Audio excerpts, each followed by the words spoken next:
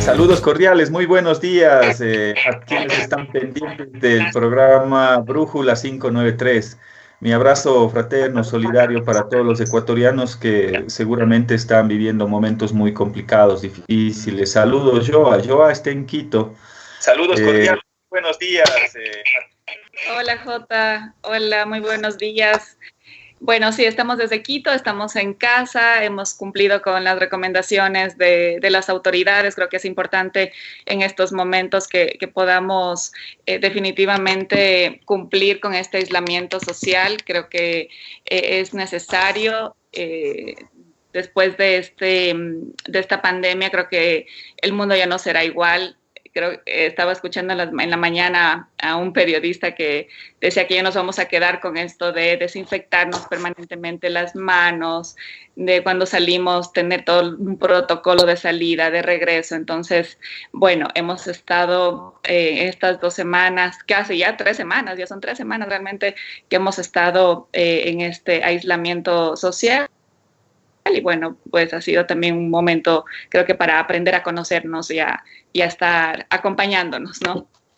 Sin duda alguna, yo creo que el mundo, a raíz de lo que pase con el COVID-19, las peores pandemias no son biológicas, las peores pandemias son morales. Y precisamente en estos momentos en los cuales el mundo entero está sufriendo los embates precisamente de este virus del COVID-19, podemos sacar adelante lo mejor o lo peor de nuestras sociedades. De nosotros depende. Y yo por eso quiero empezar este programa de Brújula 593 solidarizándome con nuestros hermanos guayacenses. Lo que están viviendo en estas horas, en estos minutos, da cuenta del nivel de peligrosidad, de riesgo que implica un contagio masivo del COVID-19. Para aquellos familiares que han perdido un ser querido, les mandamos nuestro abrazo fraterno. Somos muy sensibles de lo que está viviendo el pueblo ecuatoriano y sobre todo los guayaquileños. Déjenme decirles que no están solos, déjenme decirles que el Ecuador está pendiente de ustedes y sobre todo prestos para poder apoyar en lo que se tenga que apoyar y sobre todo desde los diferentes sectores, rincones de nuestro Ecuador, mandarles ese abrazo fraterno, cariñoso a todo el pueblo guayacense, nuestra solidaridad, sobre todo a aquellas víctimas. Hoy tenemos, precisamente vamos a hablar en nuestro programa con un experto, una exministra de Salud, que estará presente en Brújula 593 para darnos a conocer algunos detalles de lo que se ha hecho. Creo que es importante que podamos comentar también algunos hechos que se han dado, sobre todo relacionados a este tema en esta última semana.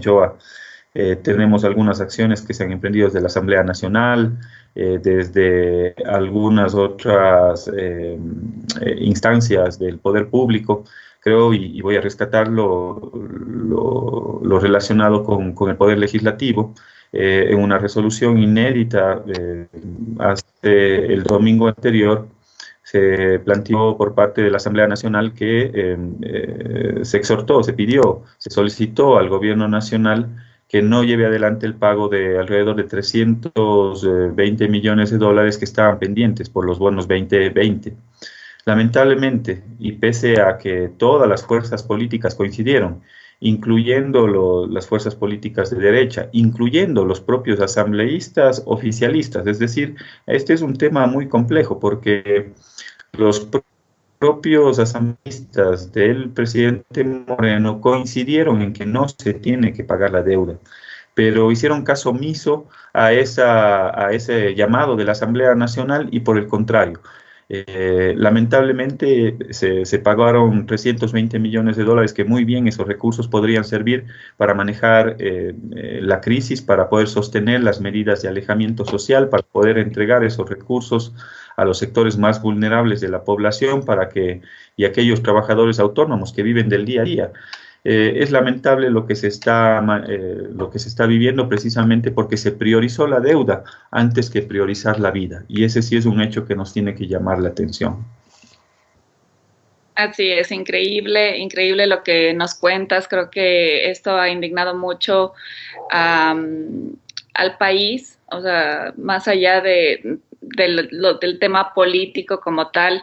En estos momentos de crisis no se ven ideologías ni formas de pensar, sino creo que todos debemos sumarnos y poder entender qué es lo que está pasando en el país y de qué forma podemos contribuir para salir de esta crisis, de este momento. O sea, que todos en casa pueden estar preocupados, que el miedo ha invadido nuestras vidas en estas últimas semanas, pero yo creo que más allá de esto, esta crisis o esta pandemia definitivamente tiene que sacar lo mejor de nosotros, tiene que convocarnos a ser solidarios, a ser empáticos con las realidades de otras personas.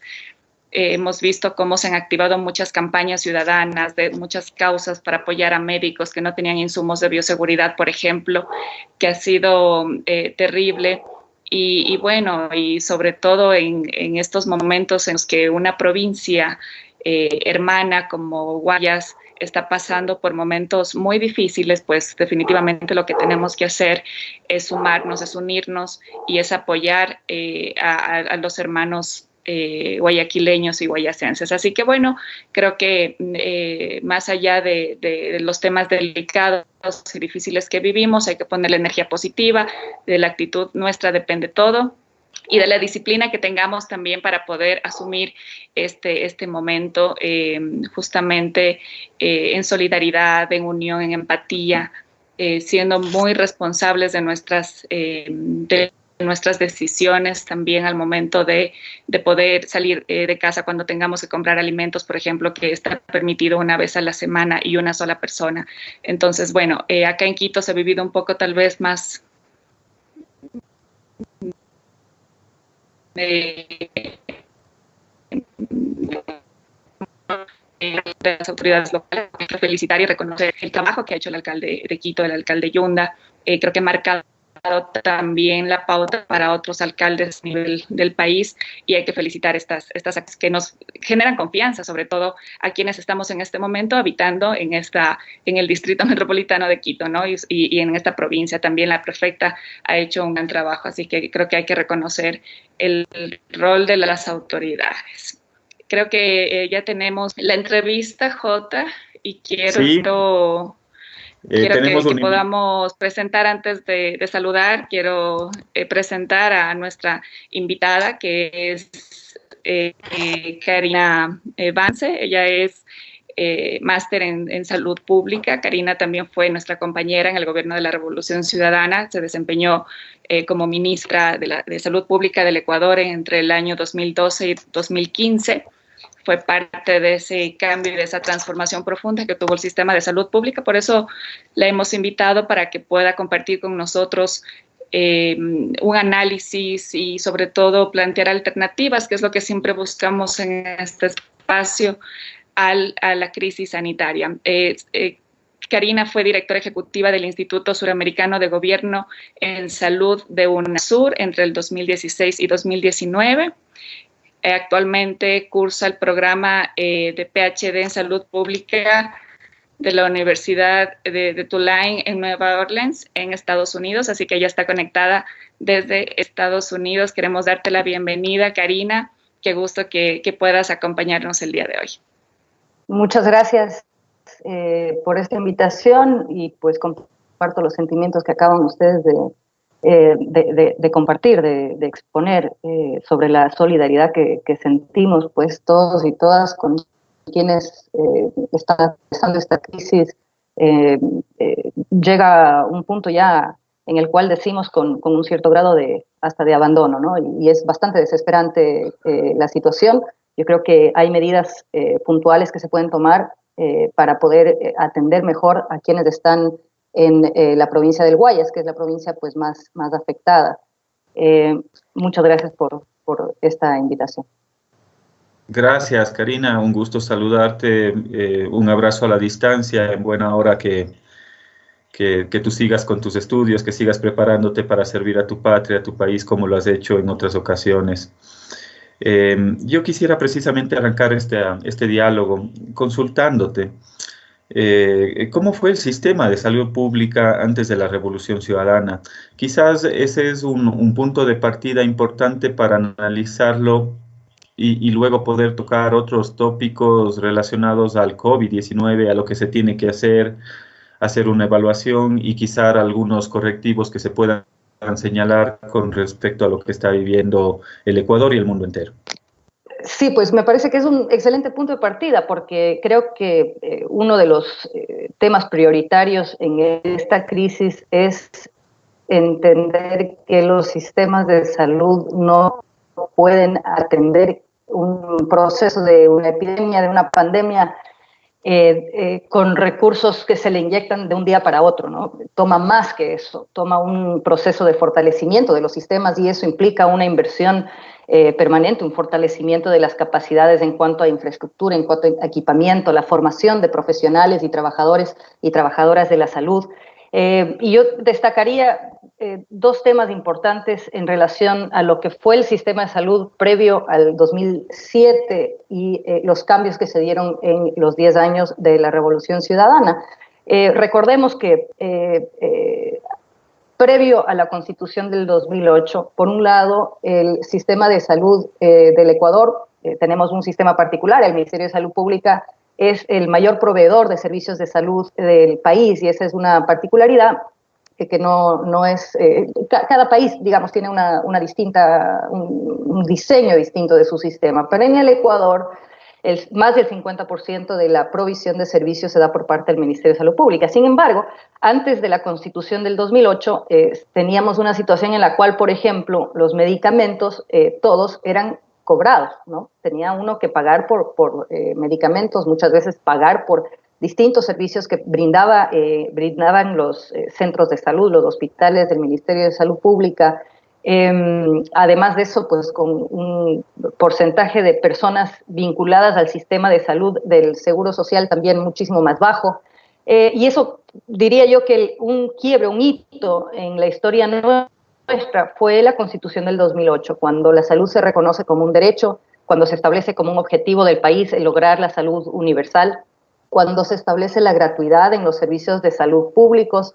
Y recuerdo, pues, que ese proceso también fue difícil, ¿no? Especialmente en su inicio, porque la cantidad de personas que comenzaron a pues contar con el sistema de salud público como su punto de atención en salud, creció muchísimo.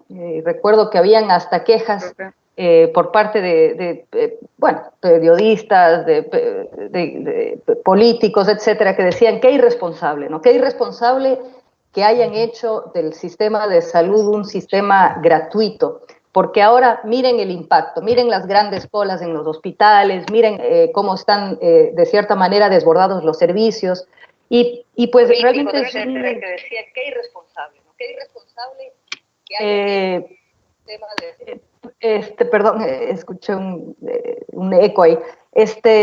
Y pues, en cambio, quienes como principio creemos en el derecho a la salud de la población, sabíamos que era una situación de ir corrigiendo, de ir mejorando un sistema que había sido abandonado por décadas, ¿no? Y no solo abandonado, debilitado, conscientemente debilitado por décadas, en la época, sobre todo el pico de las políticas neoliberales en los años 90, un Ministerio de Salud esquelético, y sabíamos que lo que se tenía que hacer era fortalecer ese sistema, no retroceder en cuanto a la gratuidad, porque cuando no teníamos colas adelante de los hospitales previo al 2008, era porque muchas personas simplemente se habían dado por vencidas. Ni siquiera iban a los hospitales porque sabían que no tenían el presupuesto para poder pagar por los medicamentos que puedan utilizar. ¿Cuánta gente no se quedó en sus casas con enfermedades? ¿Cuánta gente no falleció en sus hogares sin poder acceder a un sistema porque sabía que era un sistema que no le daba respuesta, ¿no? Entonces, el enfoque fue en esos 10 años de la Revolución Ciudadana no solamente en base al principio del derecho a la salud, hacer que el sistema de salud, los servicios de salud sean gratuitos, sino ir mejorando la calidad del servicio, ir ampliando la capacidad del sistema para atender a las necesidades de la población. Y diría que el segundo punto crucial es cuánta inversión se le otorgó al sistema de salud, ¿no? Básicamente duplicando, triplicando su presupuesto en los 10 años de la Revolución Ciudadana, más que duplicando el número de profesionales de la salud vinculados al sistema público, el número de consultas, por ejemplo, en el sistema público, yendo de alrededor de 15 millones en el año 2007-2008 a más de 40 millones a partir del año 2014. Entonces, y eso pues implicó inversión. Esa inversión, ese presupuesto, tampoco es suficiente solo. Se requiere organizar el sistema, ¿no? Lo que se hizo fue desarrollar un modelo de atención integral en salud, familiar, comunitario, intercultural, que buscaba fortalecer las capacidades, sobre todo de centros de salud, el primer nivel de atención, fortalecer la provisión de medicina familiar. Se creó la especialidad en medicina, o se incrementó la capacidad de formar médicos de familia con el apoyo del gobierno de Cuba, por ejemplo. Teníamos nosotros al año 2013 solamente 300 médicos de familia y luego a partir del 2014 ampliamos con 9 universidades a nivel nacional la capacidad de formar 500 cada año, ¿no? Con un cohorte de 500 especialistas en medicina familiar y comunitaria cada año. Entonces, recursos humanos, acceso a medicamentos, ¿no? Y eso implicó mejoras en cuanto a los sistemas de compra, compra de equipamiento que se requería, una infraestructura que se amplió de forma importantísima en esos 10 años con nuevos hospitales, el número de camas hospitalarias creció. Logramos cumplir con el mandato constitucional de tener un gasto público en salud como porcentaje del PIB que supere el 4%, llegamos al 4.5% en el 2015, eso se ha reducido de forma importante. Y a nivel internacional se plantea como una meta para los países el lograr el 6% del gasto público en salud como porcentaje del PIB. Entonces, sabíamos que teníamos que seguir trabajando, sabíamos que teníamos que seguir incrementándole el presupuesto al sistema de salud y desafortunadamente eso no fue lo que pasó en estos 3 años. Justamente, Karina, las reflexiones que tú haces son muy importantes, porque podemos decir que hay un antes y un después con respecto a la inversión pública, con respecto a la salud pública.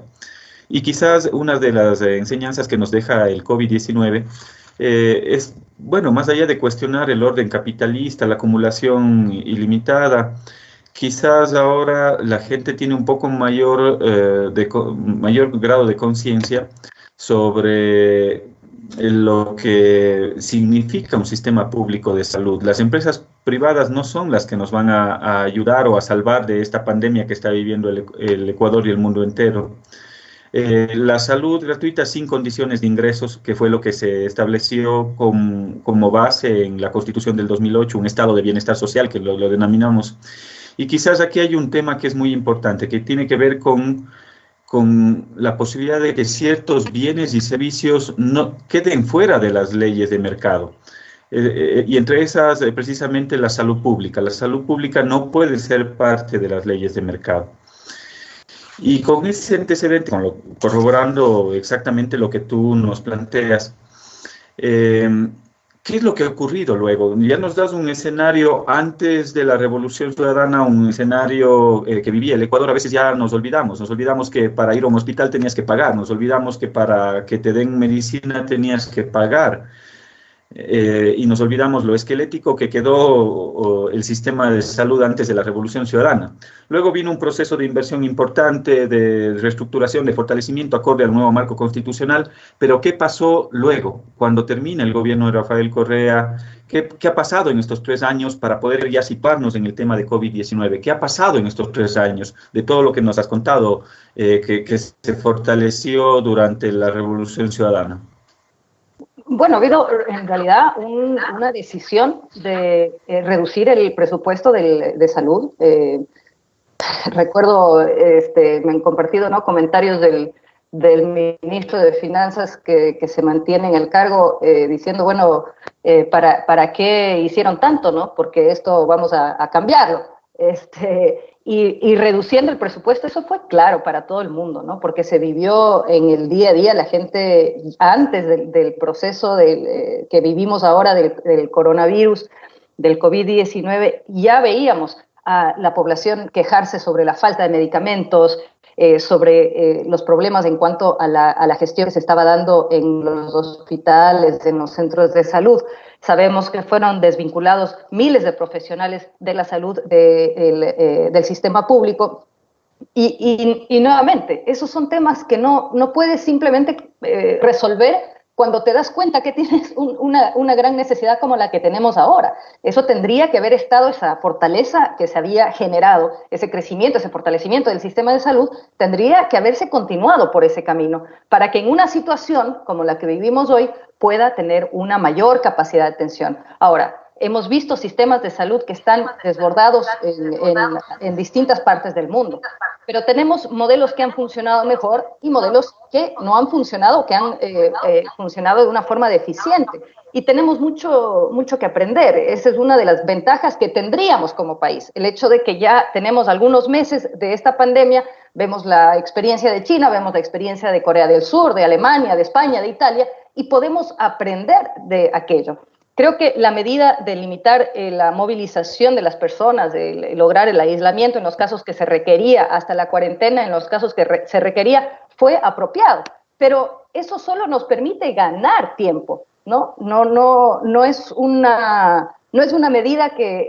La pandemia no requiere solamente de tiempo, ¿no? No necesitamos que la gente no salga y con el tiempo se resolverán las cosas mágicamente. Necesitamos mayor inversión y necesitamos conseguir las pruebas, que eso es algo fundamental. En el Ecuador solo se han realizado 9.000 pruebas, eso está muy por debajo de lo que están realizando otros países. Los datos que tenemos en cuanto al número de casos positivos y en cuanto al número de personas fallecidas por el COVID-19, sin duda alguna tienen una tremenda subestimación y de por sí ya son alarmantes.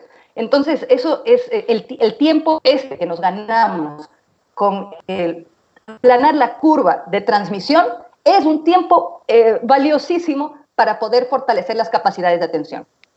Ubicar camas hospitalarias y ampliar la oferta. He visto, por ejemplo, que han puesto a disposición 130 camas del Hospital Monte Sinaí. Me pregunto por qué solo 130 camas cuando ese hospital tiene capacidad para más de 500 camas. Deberíamos estar adecuando las camas hospitalarias de dotación normal para que puedan funcionar temporalmente como para cuidados intensivos. Deberíamos estar realizando la adquisición masiva de ventiladores mecánicos y hay una oferta a nivel internacional de aquellos equipamientos. Hemos visto en otros países que hay un proceso de articulación con países como China, como Cuba, como otros países, Rusia, que está apoyando, por ejemplo, el esfuerzo que está haciendo Estados Unidos, pese a las decisiones equivocadas que claramente se han tomado en estas últimas semanas. Pero los países están logrando el apoyo de otros países que tienen una mayor capacidad en este momento para poder aliviar un poco la situación.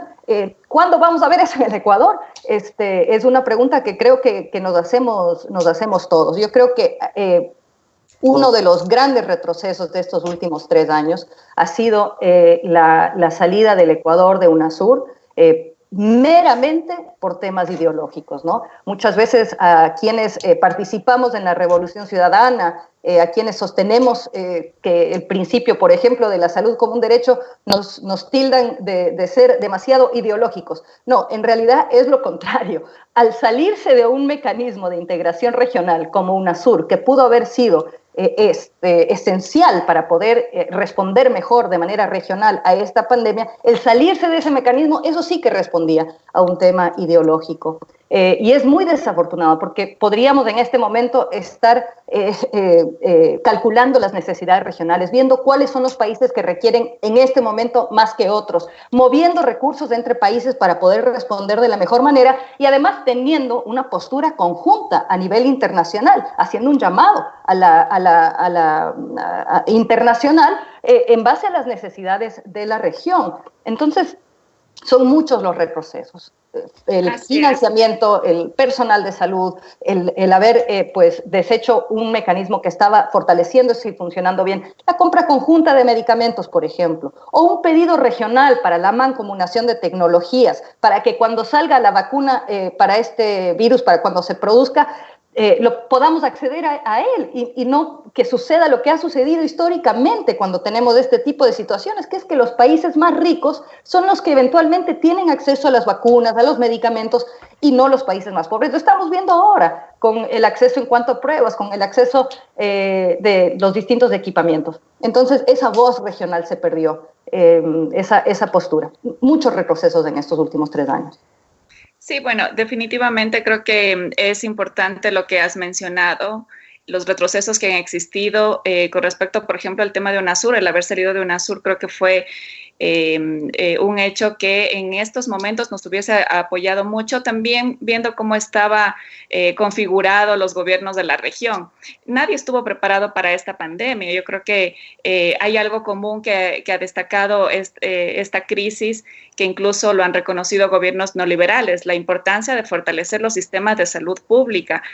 Ahora que Mújica decía algo cuando quieras sacar dinero, el Estado que no se meta, que no importe, que no haga su trabajo. Pero ahora es esa misma gente la que está pidiendo que el Estado atienda a las personas, que el Estado pueda generar ese apoyo que requiere, ¿no? ¿Cómo se cambió esto de una forma tan rápida con una crisis sanitaria?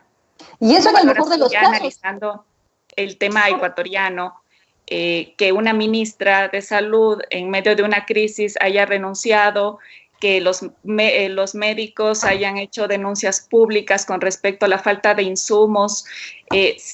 Los países evidentemente no estuvieron preparados para esta crisis, pero ya veíamos lo que pasaba en China, ya veíamos lo que pasó en Europa. ¿Por qué Ecuador no tomó esas precauciones o no tuvo acciones previsoras con respecto a la crisis para adquirir insumos de bioseguridad, para invertir y fortalecer el sistema de salud, probablemente incorporando más médicos y protegiendo a ese personal médico que ahora está batallando en primera fila para salvar vidas de los ecuatorianos? Coincido plenamente y creo que cuando mencionas que ahora algunas personas se dan cuenta de la importancia de la inversión en el sistema público, en los sistemas públicos de salud, en la salud pública, desafortunadamente ese es el mejor de los casos, porque nosotros tenemos en el Ecuador políticos que pese a la pandemia están diciendo que una de las soluciones es reducir el gasto público, o sea, que no tienen sentido, ¿no? Posturas dogmáticas que sabemos que no funcionan, sabemos que cuestan vidas humanas y que imploramos a las autoridades tomar la ruta que está basada en la evidencia mundial, que es fortalecer los sistemas públicos de salud. Sin duda alguna, esta es una situación sin precedentes a nivel mundial, ¿no? El impacto sobre la salud, el impacto económico es algo muy preocupante también. Mencionaban, yo estoy aquí en Estados Unidos, solamente en esta semana, en una semana, 6.6 millones de personas han aplicado para recibir el seguro de desempleo. La semana pasada más de 3 millones de personas, es decir, en 2 semanas 10 millones de personas, y esto va a continuar. O sea, el impacto económico va a ser muy fuerte y sobre todo para la población más vulnerable. Entonces, por eso también no podemos mantener las medidas de aislamiento, las medidas de restricción de la movilidad, sin tener un panorama de cuándo vamos a poder retomar las actividades que nos dan el sustento para poder vivir, para poder comer, para poder dar de comer a nuestros hijos, a nuestras hijas. Y eso va a requerir una respuesta más allá de lo que se ha hecho hasta ahora. Y tenemos que hacerlo, o sea, y tenemos que hacerlo ahora. No es una cuestión del pasado, no es que ya no se hizo y entonces estamos en una situación que no podemos recuperar. Se puede mejorar la situación, pero por favor, se necesita liderazgo, se necesita hacer las cosas ser ejecutivos. No puede ser que nos estén ya semanas diciendo que las pruebas vienen, vienen, y hasta el momento tenemos 9.000 pruebas hechas en el país. Entonces también yo creo que aquí, y uno aprende en comunicación, en momentos de crisis, hay cosas básicas que tienes que seguir. Y una de ellas es ser transparentes, es decir, miren, señores, cometimos un error, y vamos a solucionar el error. Hay que recuperar la confianza de la población, porque si no, esto se vuelve un caos. Necesitamos que nuestra población tenga confianza en el gobierno, aunque no estemos de acuerdo con muchas de las posturas que haya podido tomar el gobierno. Este es el gobierno que tenemos que lograr que se recupere la confianza, y eso implica que sean transparentes acerca de las decisiones que han tomado, cuándo han cometido errores, qué cosas están haciendo para resolverlas. Pero queda por un lado el discurso y por otro lado los datos, ¿no? Por un lado el discurso de las 2 millones de pruebas y por otro lado las 9.000 pruebas que se han hecho en estas últimas semanas, con datos que no son para nada confiables, ¿no? Entonces... Karina, quizás ahí te interrumpo, y precisamente quería analizar contigo, y aprovechando que estás en este espacio, para analizar las 3 medidas que se han planteado por parte del gobierno y por parte de todos los estados o todos los gobiernos. La primera tiene que ver con una medida de alejamiento, de distanciamiento social. Para eso se necesita aquellos trabajadores autónomos que garantizarles la alimentación a aquellos que viven en el día a día y los sectores más vulnerables, más pobres de la sociedad. La otra medida tiene que ver con los cercos epidemiológicos, Karina. Y ahí yo creo que se necesita una mayor efectividad de esos cercos epidemiológicos, y una tercera medida que tiene que ver con la aplicación de pruebas masivas. La anterior ministra nos planteó a los asambleístas que venían 2 millones de pruebas el 16 de marzo. Tengo las fechas por acá. Luego el 21 de marzo se plantea renuncia la ministra, y el 23 se plantea por parte del nuevo ministro que no habían 2 millones de pruebas, que habían 200.000 y que llegarán la siguiente semana. Resulta que ya pasa la siguiente semana, y el día lunes que tuvimos una reunión con la señora Romo, que es la ministra de Gobierno, nos dice que en esta semana van a llegar 100.000 pruebas, es decir, pasaron de 2 millones a 200.000, de 200.000 a 100.000 y de semana tras semana. ¿Cuánto afecta dentro de las 3 medidas planteadas a nivel mundial, o las 3 recomendaciones? Aislamiento social, cerco epidemiológico y las pruebas o la realización de pruebas. ¿Cómo nos afectan esas 3 medidas, o cómo evalúas tú esas 3 medidas, si es que ha actuado responsablemente en el gobierno? Bueno, yo creo que las medidas de distanciamiento social se tomaron con tiempo, digamos. El Ecuador en la región, creo que uno de los primeros países en plantearlo. En ese momento parecía, ok, estamos yendo bien, esta es una decisión adecuada. Obviamente en un país que tiene un nivel de pobreza tan alto, que ha crecido, por cierto, ¿no? Y no solo en el Ecuador, sino a nivel regional, porque desafortunadamente mucho de lo que estamos viviendo en el Ecuador están viviendo otros países, o han vivido en estos últimos años otros países como Argentina, Brasil, ni se diga. Pero es una medida adecuada, aislamiento social. Ahora, cuando tenemos personas que viven del día a día, para muchas de ellas es imposible mantenerse en casa y simplemente ver a sus hijos morirse de hambre. Y no podemos permitir que esta crisis, que esta pandemia, tengamos más víctimas por el impacto económico que por el propio impacto en salud. Pero nuevamente, la medida de aislamiento social es una medida para ganar tiempo y tomar otras acciones, ¿no? Mencionas el tema de las pruebas masivas y sin duda. Tenemos el ejemplo de Alemania, tenemos el ejemplo de Corea del Sur, donde esa fue la estrategia que se tomó, donde no tuvieron que tomar pues medidas de aislamiento masivo, ¿no? Simplemente tener un estado de sitio pues para toda la población, sino selectivo. Eso tiene que ver con el cerco epidemiológico, la capacidad de saber ¿cuáles son mis casos positivos? Recordemos que el 20-25% de los casos de coronavirus, según la evidencia que se va generando a nivel mundial, son asintomáticos. Eso quiere decir que la persona puede estarse sintiendo perfectamente bien, sin embargo, ser portador del virus y poder transmitirlo. Entonces, por eso también es importante los cercos epidemiológicos, para que sepas a quién debes hacer la prueba, que puede ser que incluyan a casos asintomáticos, para poder a esas personas decirles, miren, ustedes por este tiempo tienen que aislarse, tienen que hacer una cuarentena y en el caso que requieran atención, pues también estar pendientes de sus necesidades en cuanto a salud. Entonces, son medidas que tienen se articulan, ¿no?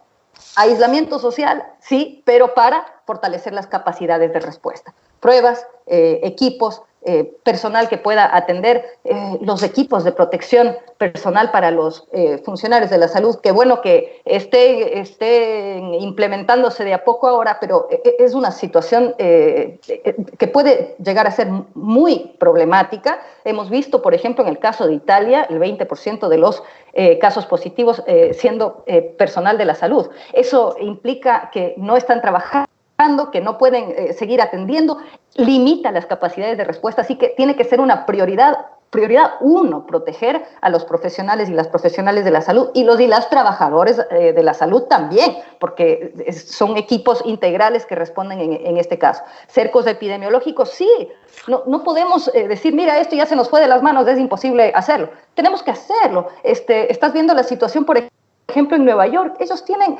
por barrio, saben dónde están las personas que son positivas y tienen entonces lugares específicos en las distintas ciudades donde dicen, aquí tenemos un brote, acá tenemos un brote y poder pues intentar responder de la mejor manera.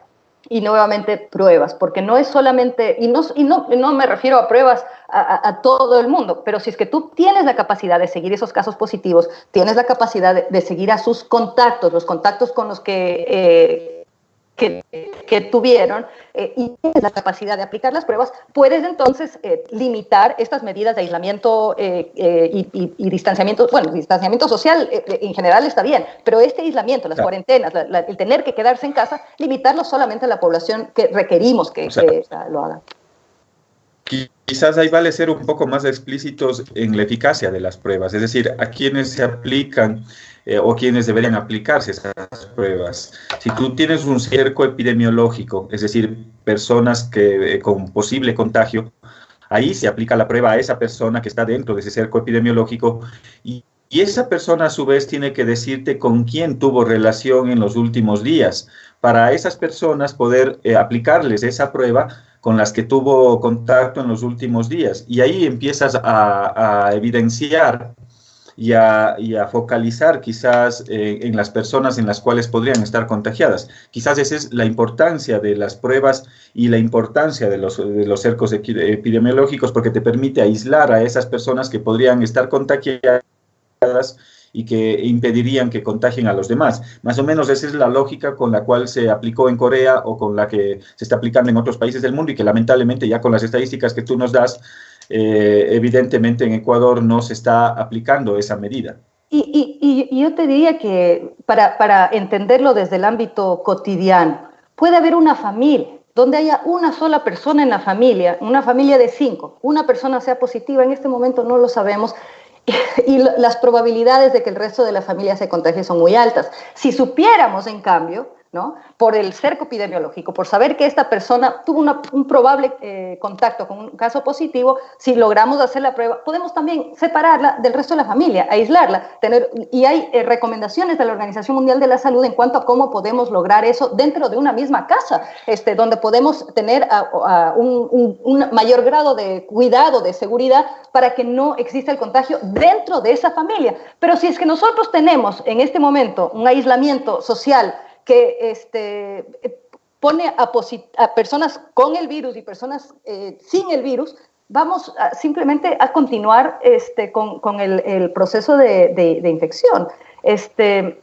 Entonces eso es algo importantísimo. Ahora, que es un problema también de desabastecimiento a nivel mundial, sí, por eso también es importante que haya un trabajo desde el gobierno, trabajando con otras autoridades en otros países y lograr una distribución de recursos que dé respuesta a la situación que vive cada país. Por eso también es importante transparentar las cifras. A veces parecería que es, perdón que lo diga así, pero parecería de forma consciente que no se están transparentando las cifras. Es evidente que tenemos más personas fallecidas por el COVID-19 de lo que reportan.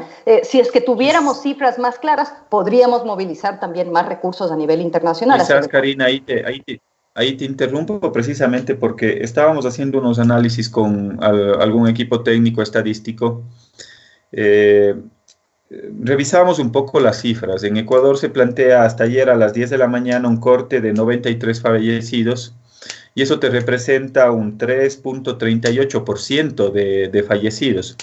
Si le comparamos con el número de fallecidos en América Latina es del 2,61%, es decir, hay una diferencia de cerca de un punto porcentual. Pese a que existe un subregistro, pese a que es evidente que existe un subregistro, el número de muertos en las calles de Guayaquil se cuentan por centenas, a decir de los propios voceros del mismo gobierno, pero con las cifras oficiales, entre comillas, nosotros ya estamos un punto porcentual sobre América Latina. En el momento en el cual se transparentan todas esas cifras, y quizás ese es el temor que tiene el gobierno nacional de no dar a conocer la verdadera estadística del número de personas que han fallecido por coronavirus, porque automáticamente te eleva sobre la estadística mundial que está en menos del 5%.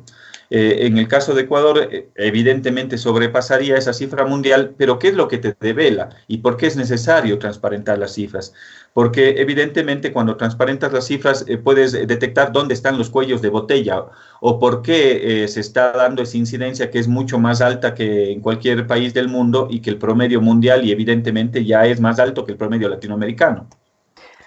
Uno de los temas que hay que considerar acá es que vamos a tener un porcentaje mayor porque no tenemos información confiable tampoco en cuanto al número de positivos. Entonces, nuestro denominador es equivocado también, porque no sabemos cuántas personas tienen el COVID-19 porque no tenemos suficientes pruebas nuevamente. Entonces, ese es un factor. Estamos a nivel internacional también se está utilizando la cifra de la tasa de muertos por millón de habitantes para un poco tener una idea más allá del número de casos positivos, ¿no?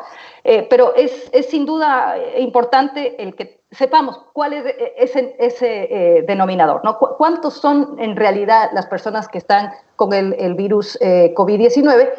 Porque eso, como tú bien dices, va a transparentar dónde tenemos que enfocarnos. Por ejemplo, el hecho de que las personas no están accediendo a los servicios que requieren, parecería que ese es un elemento importante que se está dando por el número de fallecimientos que estamos viendo en las casas, por los reportes que tenemos de personas que han sido negadas atención en los distintos hospitales. Entonces, sin duda alguna, transparentaría eso, que hay una necesidad de incrementar la capacidad temporal en este momento de atención en los distintos hospitales y adecuar espacios para poder atender a personas más allá de los hospitales, ¿no? En espacios como creo que centros de convenciones, cualquier espacio que pueda servir para adecuarlo, tener camas y poder atender adecuadamente a las personas. Entonces, es así, necesitamos más pruebas para saber cuál es la población que tiene el COVID-19 para que tengamos más claridad acerca del índice de fallecimientos por sobre ese total